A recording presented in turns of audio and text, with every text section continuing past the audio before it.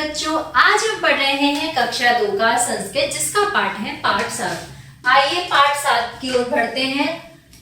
पाठ 7 का नाम है सर्वनाम शब्द यानी अन्य पुरुष एतद यह। क्या है? सर्वनाम शब्द में अन्य पुरुष पढ़ेंगे और एतद यानी यह। चलिए, एषा बालिका, यह बालक, एतो बालिका, ये दो बालक, एते बालिका, ये तीन बालक, एषे कन्या, एक कन्या, कौन? एक कन्या, एते कन्या, यह एक कन्या, एतः कन्या, यहां बहुत सारी कन्या।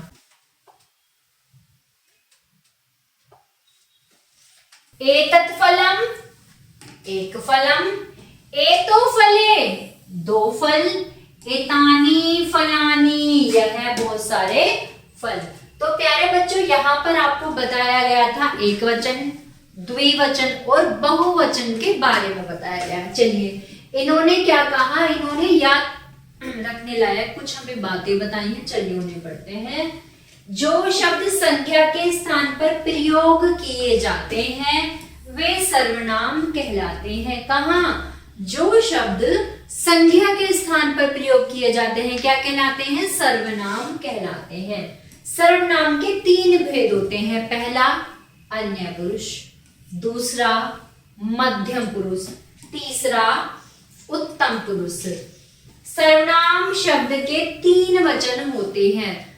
पहला एक वचन, दूसरा द्विवचन, तीसरा बहुवचन। एतत् शब्द का रूप तीन लिंगों में भिन्न भिन्न होता है। क्या कहा इसने? कहा कि जो एतत् शब्द होते हैं वो तीनों लिंगों में कैसे होते हैं? भिन्न भिन्न होते हैं। चलिए पढ़ते हैं। एक वचन, द्विवचन और बहुवचन। सबसे पहले बात करते हैं हम पुल्लिंग की।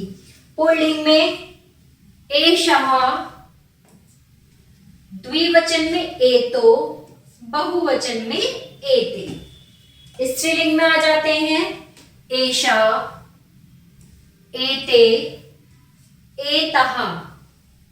नपुंसकलिंग में आइए एतत्, एते, एतानी। क्या? एतानी। चलिए, तो प्यारे बच्चों, हमने इसमें पढ़ा था सर्वनाम शब्द अन्य पुरुष एतद यह।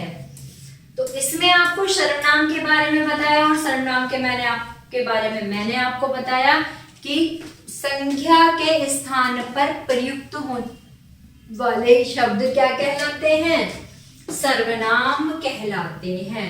इन्होंने हमें उसके तीन प्रकार बताए। पहला कौन सा? अन्य पुरुष, मध्यम पुरुष और उत्तम पुरुष। चलिए, तो प्यारे बच्चों, ये था हमारा पाठ। आशा करती हूँ आप सभी को समझ में आया होगा। कोई भी समस्या तो आप कमेंट बॉक्स में जरूर लिखें और वीडियो को लाइक करें। धन्यवाद।